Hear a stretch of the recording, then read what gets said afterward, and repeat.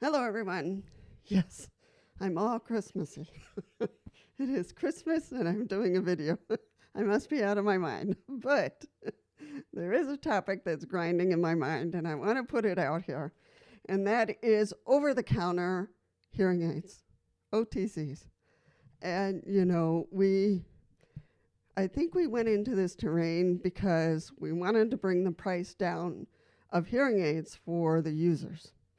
However, we knew there was a problem if the person did not go get their hearing tested because there's all kinds of hearing loss.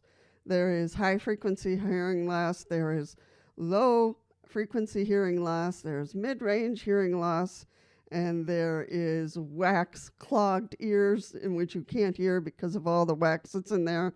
You haven't seen a doctor and you haven't seen an audiologist.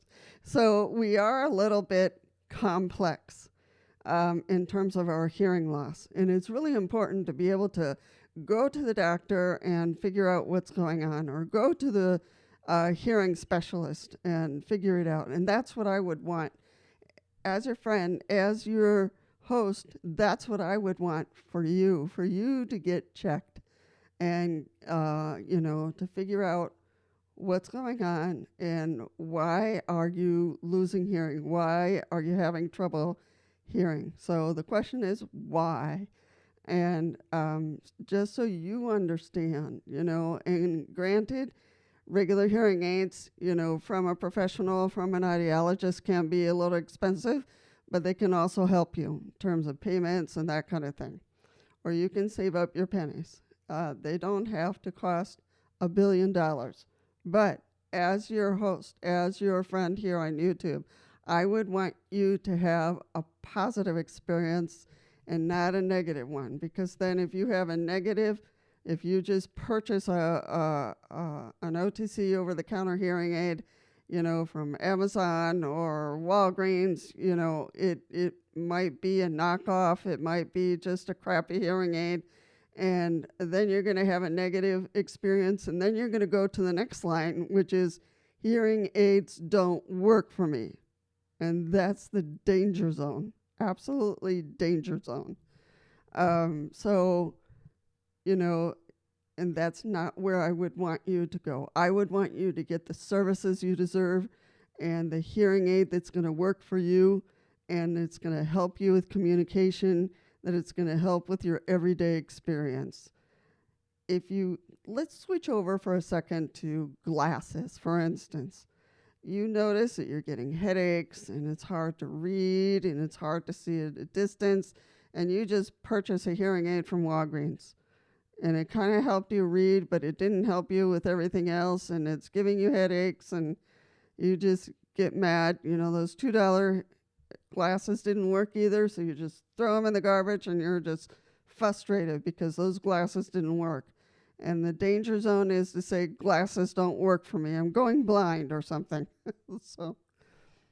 And you would have to go to a specialist and get tested, have a relationship with that eye doctor, and for that eye doctor to say, hey, would you allow me to check your vision and make sure things are okay, figure out what's going on, and what would be the proper eyeglasses for you. Some people have, insurance, other people don't. So you have to negotiate a little bit and figure out, what you can address, because there's all kinds of vision problems, all kinds. There's cataracts, and there's reading problems, or there's, retina issues, or, tumors in the back of our eyes. All kinds of things can be happening.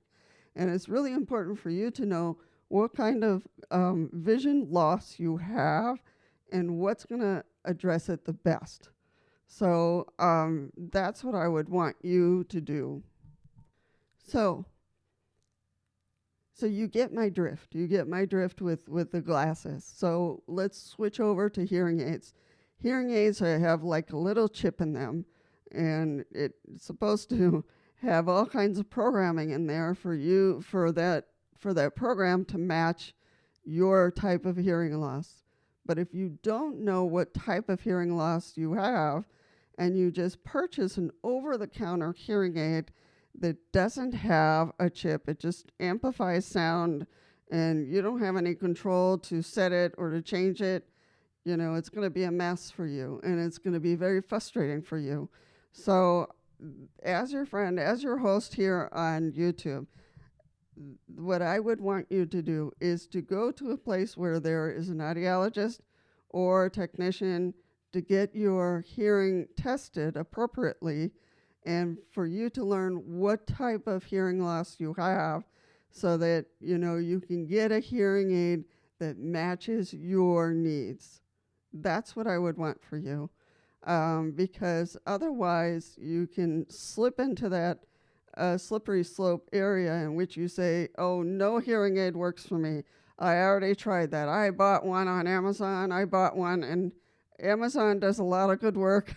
I get a lot of good things from Amazon, but they're not good at screening their hearing aids. They have a lot of trouble with that because a lot of people want to sell on Amazon, and they've had some issues with some knockoffs, being sold on Amazon, and it's caused some issues. So they're still working on that problem. So hopefully they'll get that all straightened out. Walgreens is a little bit tighter with their screening of hearing aids, and they do have over-the-counter hearing aids, and you can try them and see if it helps you in the meantime. But just know that hearing aids are the good ones are complex and have a chip that can be programmed to your specific need of hearing loss. So I want everybody to have a positive experience with hearing aids, and to be able to get back into the world of being able to hold those conversations and be able to hear their environment. And, that's what I want. I want the best for you. And hearing aids won't fix your hearing problem, but it will amplify some sounds and others it won't amplify. And it's a whole complex of programming for your specific need, for your specific range of hearing loss. And so I would want you to have the best, if possible, but a good hearing aid, that you have a good experience, and for a doctor or an audiologist or a technician to track you to see how you're doing, because you need to kind of go back once in a while to get them fine-tuned. Just like glasses, every year, every other year, you got to get your eyes checked and see how the vision is doing. Same thing with hearing aids. You got to go every year, every other year to get your hearing checked and see how it's doing, and to make sure that hearing aid is addressing your specific need. I had sudden hearing loss, so my hearing loss was going all over the place, all over. And so the audiologist, she was hitting from heaven and was very patient with me, and she would check me often, like every 4 or 5 months. She would bring me in, or all of a sudden, if my hearing dropped and it was gone, she would pull me in and we would check it, and it was just crazy. Sudden hearing loss, and it was just up and down until it went down and never came back up. So, I could have easily said, hearing aids don't work for me. This audiologist doesn't know what she's talking about. I'm not using this, and thrown them away. I could have done that. But she told me very clearly, you have sudden hearing loss and very variable. We're not sure what it's doing. We have to watch it carefully. We want to make sure that we continue to stimulate those nerves as much as we can until, at one point your hearing is going to go. But we're here to support you, and then we'll send you to another specialist who can look at the situation in regards to your deafness, and then we can look at cochlear implants. And I was like, cochlear what? I already had enough problems. Then they threw this cochlear implant thing at me, and that's for another story. But you get the idea. You get the idea. It's just like caring for a foot, your eyes, your throat, your ears are the same thing. You need follow-up. So think about it. If you have questions, if you have comments about over-the-counter hearing aids, post them here, and we'll address it. We'll talk about recommendations. But my strong recommendation is to go through a technician, go through an audiologist, go through your doctor first if you need to, and get a referral.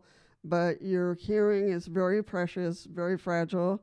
The components of your physical part of your ear are so small, so small, so fragile that it really needs to be cared for in appropriate way. I know there's money in between, and the cost is a concern for many people, but let's try to work this out, and have an audiologist at some point, or just go talk to one face to face and talk about the funding, because you can get a referral from your primary with most insurance and here in the United States or in Europe, and then they can talk to you about, your type of hearing loss and the cost. And then you can see, what arrangements can be made. So don't give it up, don't, go through a bad experience and then throw out the hearing aid and just say hearing aids in general don't work for me, So I don't want you to go onto that slippery slope. I want you to be able to reach out and ask the questions and just know that there is help out there. There is help, and you don't have to purchase, the hearing aids that cost up here. You can get something mid-range or a little bit lower, and for it to address, your hearing loss appropriately, and for you to get, the support throughout. So that's my encouragement, and that's my hope for you. Anyhow, if you've never been to my channel before, my name is Lisa, and this is Hearing Loss Pathfinder. And the title says it, you're searching to get on that path again of communication and nervousness, to reduce the nervousness and to feel comfortable with your hearing. And I post about maybe twice a week, once a week, and I'll throw out a topic there. On Tuesdays, I'll do Tech Tuesdays. We'll talk a little bit about technology. And maybe on Thursdays, I'll do a reflection about living with hearing loss. So nothing complicated, nothing harsh, nothing, no resources. But Tuesday, I'll work in, some resources. Always look in the description, because there will be some links there that you can go and check things out. I don't support any specific company. No company is asking me to do this. This is just me and my journey in the world of hearing loss. And I used hearing aids for about 3 years, and then I had to switch over to cochlear implants. So I can talk about both. And, the world of hearing loss and hearing aids and cochlear implants is changing very quickly. So we all have to stay on top of it, because it's getting better. They're trying to make it better and better. Every year, every other year, we have great progress. So we got to stay on top of it, folks. So I'm so glad that you came. I welcome you back to watch one of my videos. If you feel like this video was helpful for you, then feel free to subscribe. That is free.